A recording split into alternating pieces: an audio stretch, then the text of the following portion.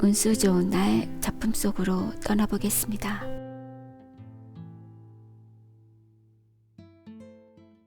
새침하게 흐린 품이 눈이 올 듯 하더니 눈은 아니오고 얼다가만 비가 추적추적 내리는 날이었다. 이 날이야말로 동서문 안에서 인력 거꾼 노릇을 하는 김첨지에게는 오래간만에도 닥친 운수 좋은 날이었다. 문 안에 거기도 문 밖은 아니지만 들어간답시는 앞집 마마님을 전찻길까지 모셔다 드린 것을 비롯으로 행여나 손님이 있을까 하고 정류장에서 어정어정하며 내리는 사람 하나하나에게 거의 비는 듯한 눈결을 보내고 있다가 마침내 교은인 듯한 양복쟁이를 동관학교까지 태워다 주기로 되었다. 첫 번에 30전, 둘째 번에 50전, 아침 대바람에 그리 흉치 않는 일이었다.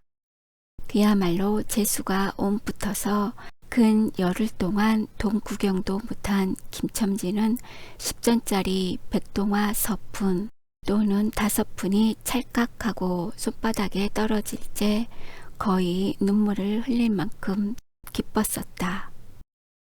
더구나 이날 이때에 이 80전이라는 돈이 그에게 얼마나 유용한지 몰랐다. 컬컬한 목에 모주 한 잔도 적실 수 있거니와 그보다도 알륜 아내에게 설렁탕 한 그릇도 사다 줄 수 있습니다.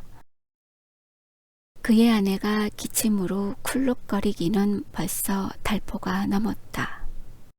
조밥도 굶기를 먹다시피 하는 형편이니 물론 약 한 첩 써본 일이 없다.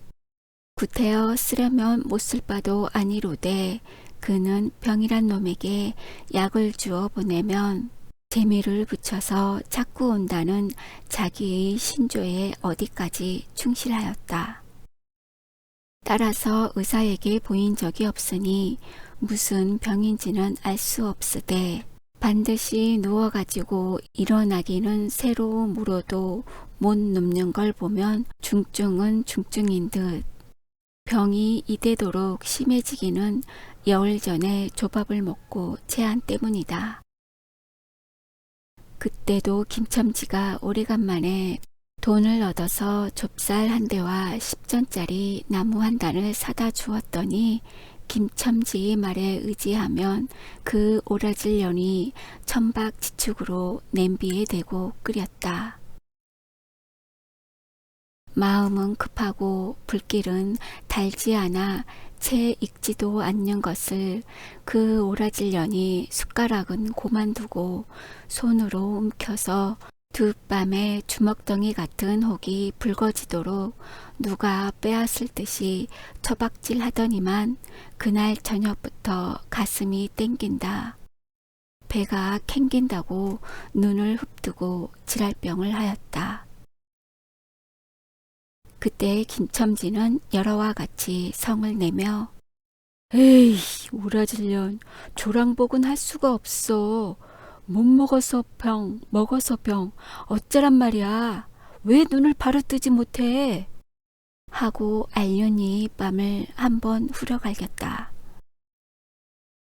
흡뜬 눈은 조금 바루어졌건만 이슬이 맺히었다.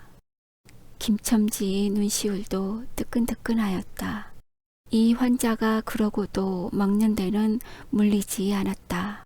사흘 전부터 설렁탕 국물이 마시고 싶다고 남편을 졸랐다. 이런 오라질년 조밥도 못 먹는 년이 설렁탕은 또 처먹고 질할병을 하게? 라고 야단을 쳐보았건만 못 사주는 마음이 시원치는 않았다. 인제 설렁탕을 사줄 수도 있다. 알륜 어미 곁에서 배고파 보채는 개똥이 3살 먹이에게 죽을 사줄 수도 있다. 80전을 손에 쥔 김첨지의 마음은 푼푼하였다.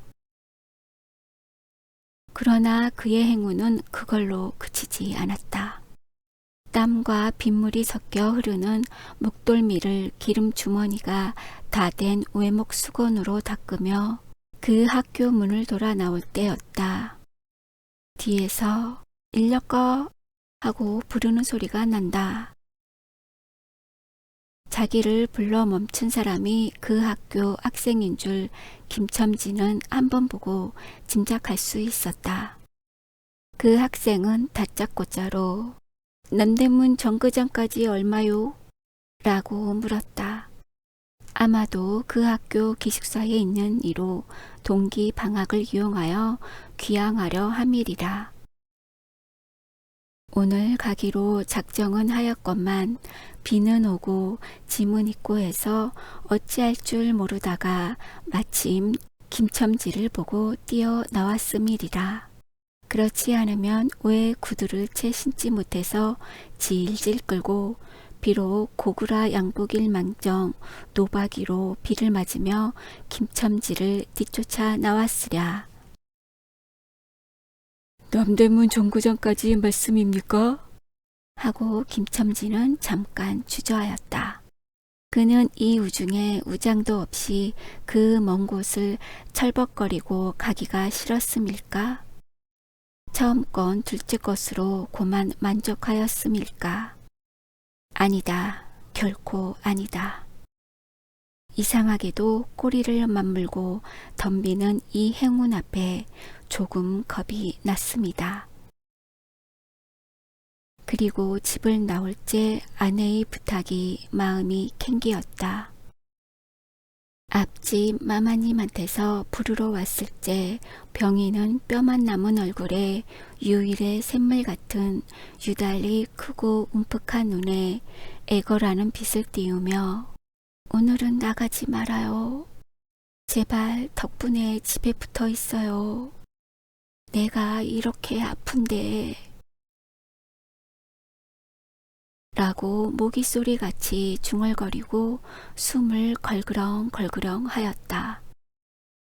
그때 김첨지는 대수롭지 않은 듯이 아타 젠장 맞을년 별 빌어먹을 소리를 다 하네. 맞붙들고 앉았으면 누가 먹여 살릴 줄 알아? 하고 훌쩍 뛰어나오려니까 환자는 붙잡을 듯이 팔을 내저으며 나가지 말라도 그래. 그러면 일찍이 들어와요. 하고 목매인 소리가 뒤를 따랐다. 정거장까지 가잔 말을 듣는 순간에 경령적으로 떠는 손 유달리 큼직한 눈, 울듯한 아내의 얼굴이 김첨지 눈앞에 어른어른하였다. 그래 남대문 정거장까지 얼마란 말이오? 하고 학생은 초조한 듯이 인력 겉군의 얼굴을 바라보며 혼잣말같이 인천차가 11점에 있고 그 다음에는 새로 2점이든가? 라고 중얼거린다. 이런 50점만 주십시오. 이 말이 저도 모를 사이에 불쑥 김첨지의 입에서 떨어졌다. 제 입으로 부르고도 스스로 그 엄청난 돈 액수에 놀랐다. 한꺼번에 이런 금액을 불러라도 본 지가 그 얼마만인가. 그러자 그 돈 벌 용기가 병자에 대한 염려를 사르고 말았다. 설마 오늘대로 어떠랴 싶었다. 무슨 일이 있더라도 제1, 제2의 행운을 곱친 것보다고 오히려 갑절이 많은 이 행운을 놓칠 수 없다 하였다. 1원 50전은 너무 과한데? 이런 말을 하며 학생은 고개를 기웃하였다. 아니오시다. 이 수로 치면 여기서 거기가 10오리가 넘는답니다. 또 이런 진날은 좀 더 주셔야지요.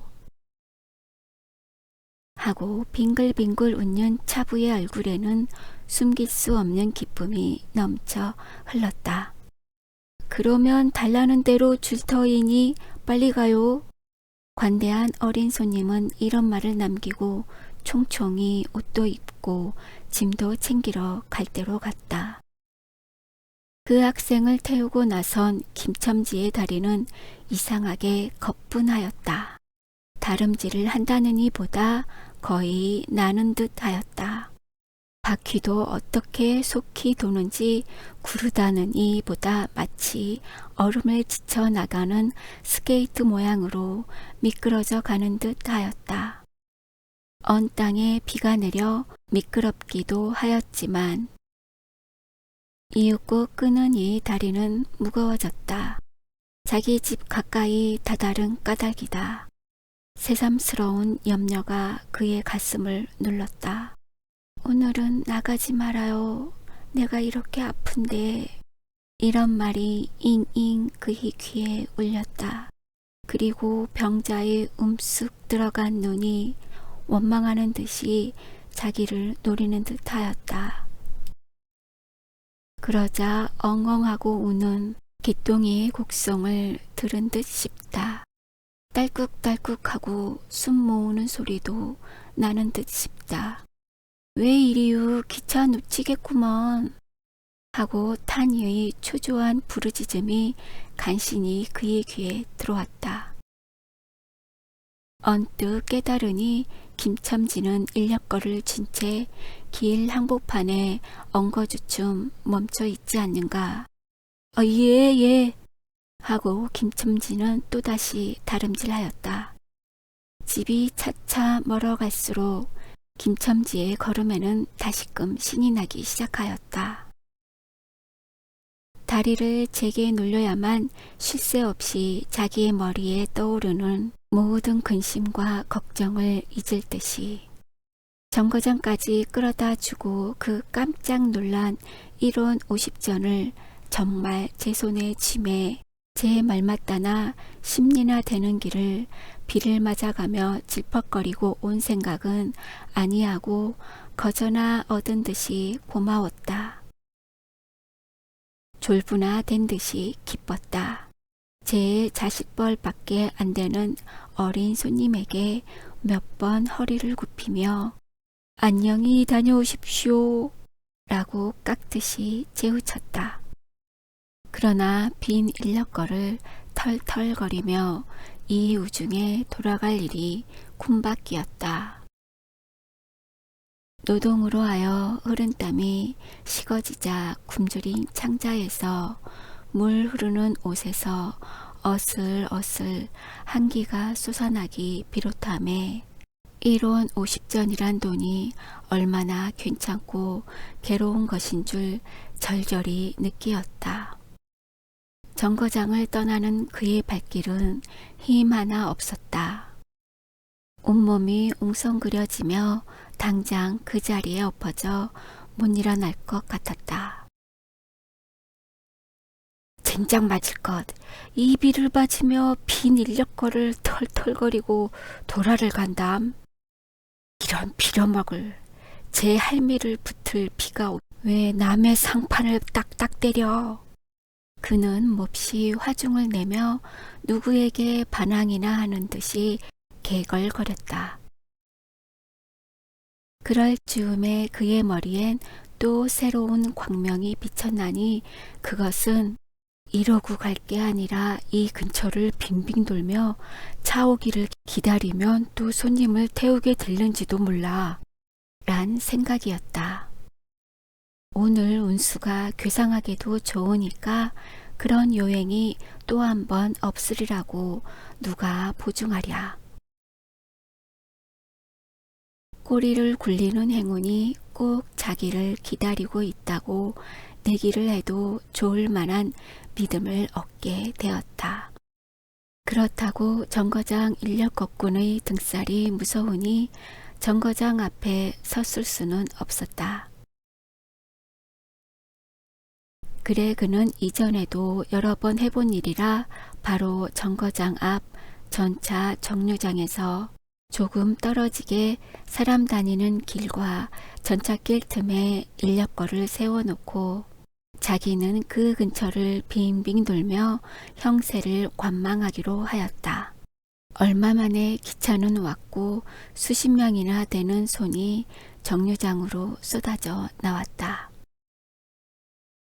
그 중에서 손님을 물색하는 김첨지의 눈엔 양머리에 뒤축 높은 구두를 신고 망토까지 두른 기생 태물인 듯 남봉 여학생인 듯한 여편네의 모양이 띄었다.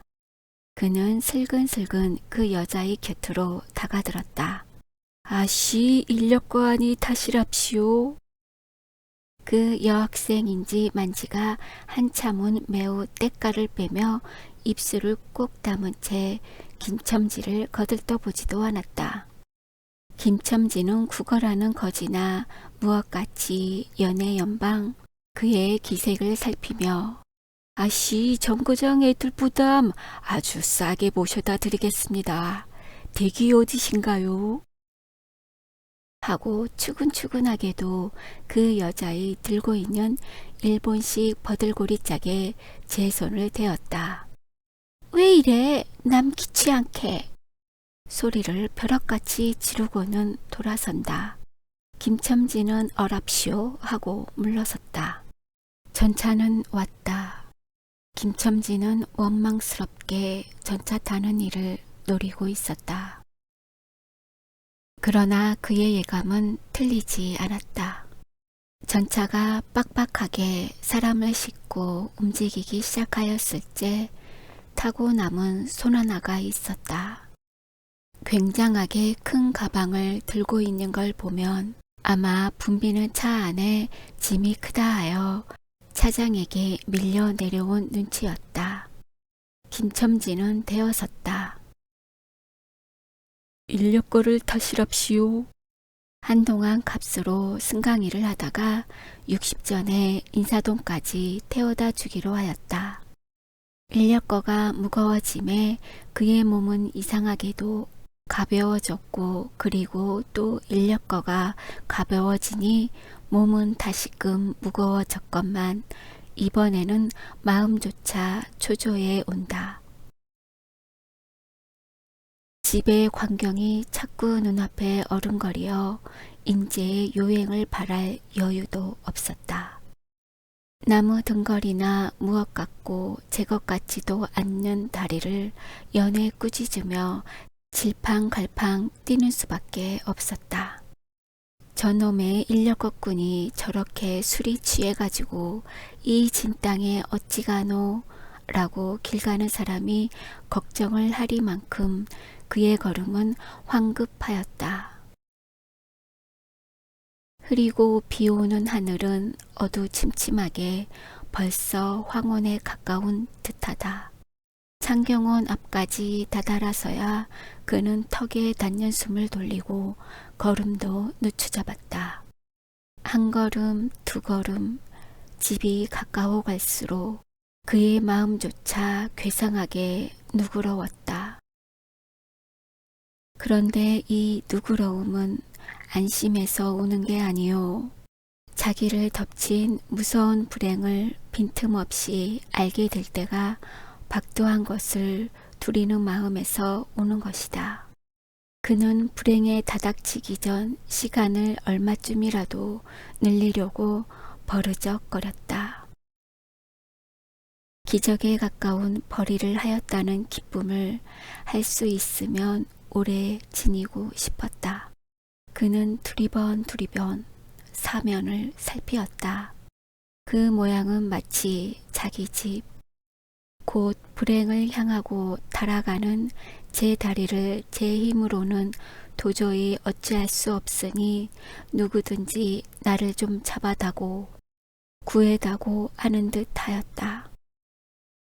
그럴 즈음에 마침 길가 선술집에서 그의 친구 치삼이가 나온다.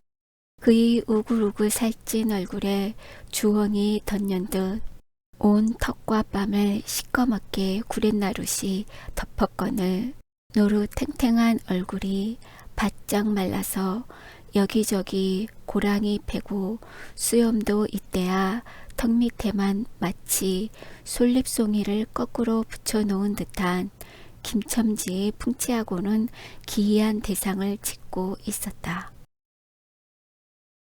여보게 김첨지, 자네 문항 들어갔다 오는 모양일세 그려. 돈 많이 벌었을 테니 한 잔 빨리게. 뚱뚱보는 말라깽이를 보던 말에 부르짖었다. 그 목소리는 몸집과 딴판으로 연하고 싹싹하였다.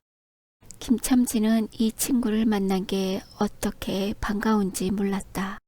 자기를 살려준 은인이나 무엇같이 고맙기도 하였다. 자네는 벌써 한잔한 모양일세 그려. 자네도 오늘 재미가 좋아 보이? 하고 김첨지는 얼굴을 펴서 웃었다. 아따, 재미 안 좋다고 술 못 먹을 낸가? 그런데 여보게, 자네 웬 몸이 어째 물떡에 빠진 쇠양지 같은가? 어서 이리 들어와 말리게. 선술집은 훈훈하고 뜨뜻하였다. 추어탕을 끓이는 솥뚜껑을 열 적마다 뭉게뭉게 떠오르는 흰김 석쇠에서 뻐지짓 구워지는 너비안이 구이며 제육이며 간이며 콩팥이며 북어며 빈대떡. 이 너저분하게 늘어놓인 안주 탁자에 김첨지는 갑자기 속이 쓰려서 견딜 수 없었다. 마음대로 할 양이면 거기 있는 모든 먹음먹이를 모조리 깡그리 집어삼켜도 시원치 않았다. 하되 배고픈 이는 위선 분량만은 빈대떡 2개를 쪼이기도 하고 추억탕을 한 그릇 청하였다. 줄인 창자는 음식 맛을 보더니 더욱더욱 비어지며 자꾸 드리라 하였다. 순식간에 두부와 밑꿀이 든 국 한 그릇을 그냥 물같이 들이켜고 말았다. 셋째 그릇을 받아 들었을 때 데우면 막걸리 곱빼기 2잔이 더웠다. 치사미와 같이 마시자 원원이 비었던 속이라 찌르르 하고 창자에 퍼지며 얼굴이 화끈하였다. 눌러 곱빼기 1잔을 또 마셨다. 김첨지의 눈은 벌써 개게 풀리기 시작하였다. 석쇠에 얹힌 떡 2개를 숭덩숭덩 썰어서 볼을 불룩거리며 또 곱빼기 2잔을 부어라 하였다. 치삼은 의아한 듯이 김첨지를 보며 여보기에 또 붓다니 벌써 우리가 몇 장씩 먹었네. 돈이 40전일세 라고 주의시켰다. 아따 이놈아, 40전이 그리 끔찍하냐? 오늘 내가 돈을 막 벌었어. 참 오늘 운수가 좋았느니. 그래, 얼마를 벌었단 말인가? 30원을 벌었어. 30원을. 이런 젠장 맞을 술을 왜 안 부어?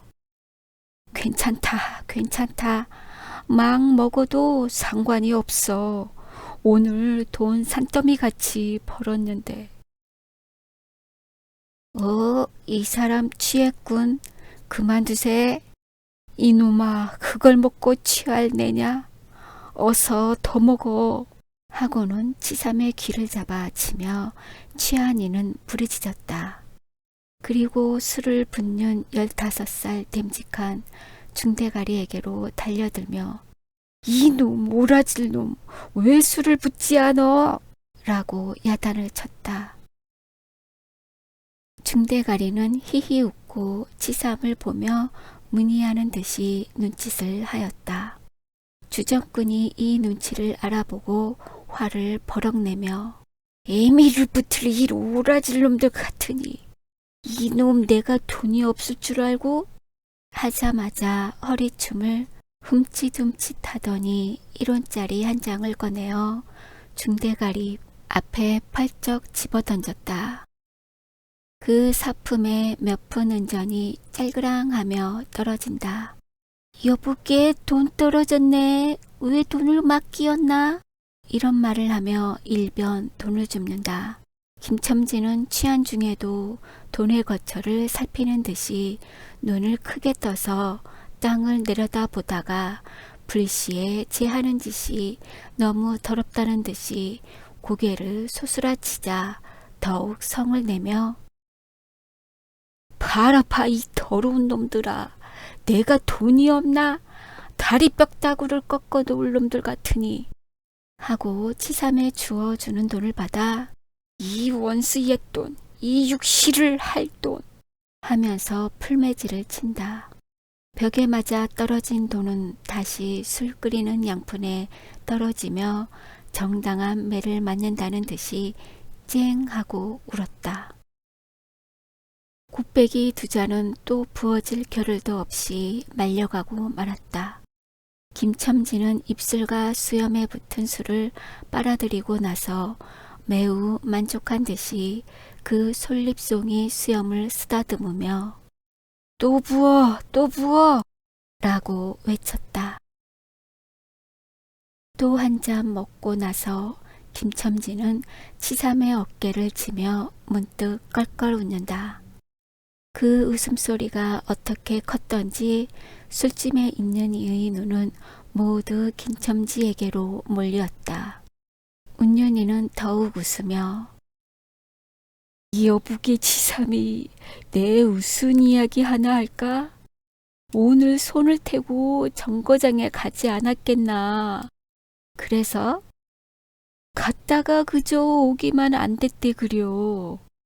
그래, 전차 정류장에서 얼음얼음하며 손님 하나를 태울 궁리를 하지 않았나. 거기 마침 마마님이신지 여학생이신지 요새야 어디 논다니와 아가씨를 구별할 수가 있던가. 망토를 잡수시고 비를 맞고 서 있겠지. 슬근슬근 가까이 가서 인력거 타시랍시오 하고 손가방을 받으려니까 내 손을 탁 풀이치고 획 돌아서더니만 왜 남을 이렇게 귀찮게 굴어? 그 소리야말로 깨꼬리 소리지. 허허. 김첨지는 교묘하게도 정말 깨꼬리 같은 소리를 내었다. 모든 사람은 일시에 웃었다. 빌어먹을 깍쟁이 같은 년, 누가 저를 어쩌나? 왜 남을 귀찮게 굴어?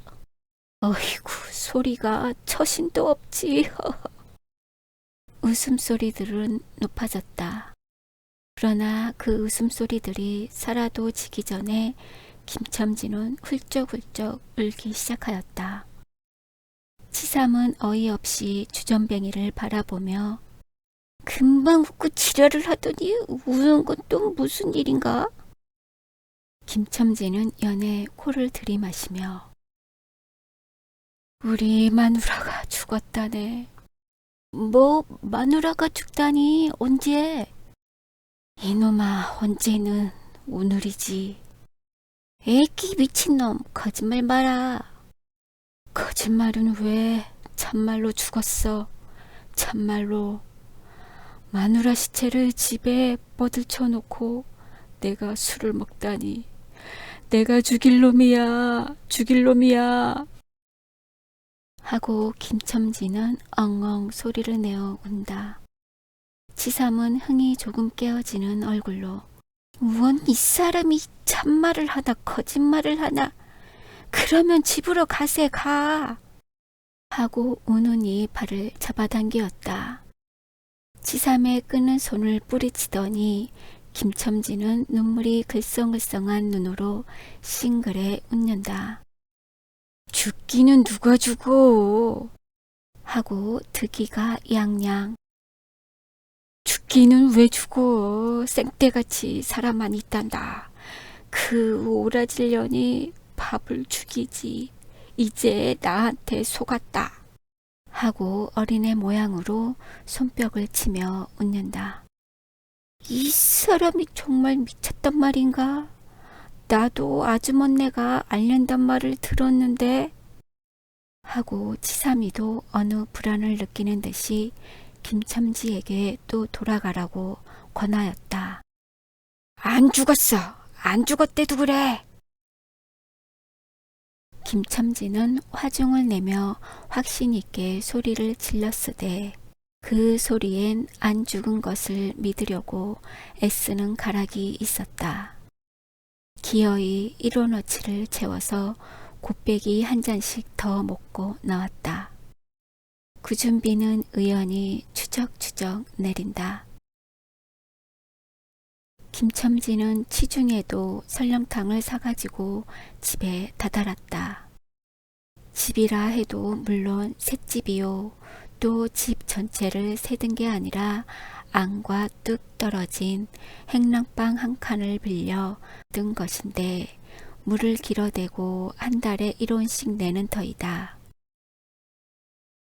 만일 김첨지가 주기를 띄지 않았던들 한 발을 대문에 들여놓았을째 그곳을 지배하는 무시무시한 정적, 폭풍우가 지나간 뒤의 바다 같은 정적이 다리가 떨렸으리라. 쿨룩거리는 기침소리도 들을 수 없다. 그르렁거리는 숨소리조차 들을 수 없다. 다만 이 무덤 같은 침묵을 깨트린다느니 보다 한층 더 침묵을 깊게 하고 불길하게 하는 빡빡하는 그윽한 소리. 어린애의 젖바는 소리가 날 뿐이다. 만일 청각이 예민한 이 같으면 그 빡빡 소리는 빨 따름이요. 꿀떡꿀떡하고 젖 넘어가는 소리가 없으니 빈 젖을 빤다는 것도 짐작할는지 모르리라. 혹은 김첨지도 이 불길한 침묵을 짐작했는지도 모른다. 그렇지 않으면 대문에 들어서자마자 전에 없이 이 난장 맞을년 남편이 들어오는데 나와보지도 않아? 이 오라질년 이라고 고함을 친 게 수상하다. 이 고함이야말로 제 몸을 엄습해 오는 무시무시한 증을 쫓아버리려는 허장성세인 까닭이다. 하여간 김첨지는 방문을 왈칵 열었다. 구역을 나게 하는 축이 떨어진 삿자리 밑에서 나온 먼지내 빨지 않는 기저귀에서 나는 똥내와 오줌내 가지각색 때가 켜켜이 앉은 온내 병인의 땀 썩은 내가 섞인 축이가 무딘 김첨지 코를 찔렀다. 방 안에 들어서며 설렁탕을 한 구석에 놓을 사이도 없이 주정꾼은 목청을 있는 대로 다 내어 호통을 쳤다. 이런 오라질년, 주야장청 누워만 있으면 제일이야? 남편이 와도 일어나지를 못해. 라는 소리와 함께 발길로 누운 이의 다리를 몹시 찼다. 그러나 발길에 채이는 건 사람의 살이 아니고 나무 등걸과 같은 느낌이 있었다. 이때의 빽빽 소리가 응아 소리로 변하였다. 개똥이가 물었던 젖을 빼어놓고 운다. 운데도 온 얼굴을 찡그려 붙여서 운다는 표정을 할 뿐이다. 응아 소리도 입에서 나는 게 아니고 마치 뱃속에서 나는 듯하였다. 울다가 목도 잠겼고 또 울 기운조차 시진한 것 같다. 발로 차도 그 보람이 없는 걸 보자 남편은 아내의 머리맡으로 달려들어 그야말로 까치집 같은 환자의 머리를 꺼트러 흔들며 이년아 말을 해 말을. 입이 붙었어 이 오라질년. 응? 이것 봐 아무 말이 없네. 이년아 죽었단 말이냐 왜 말이 없어. 응? 또 대답이 없네. 정말 죽었나 보이. 이러다가 누운이 흰 창을 덮은 위로 짙은 눈을 알아보자마자 이 눈깔, 이 눈깔 왜 나를 바라보지 못하고 천장만 보느냐, 응? 하는 말 끝에 목이 메었다. 그러자 산 사람의 눈에서 떨어진 닭의 똥 같은 눈물이 죽은 이의 뻣뻣한 얼굴을 어릉어릉 적시었다. 문득 김첨지는 미친 듯이 제 얼굴을 죽은 이의 얼굴에 한 대 비비대며 중얼거렸다. 설렁탕을 사다 놓았는데 왜 먹지를 못하니? 왜 먹지를 못하니? 괴상하게도 오늘은 운수가 좋더니만.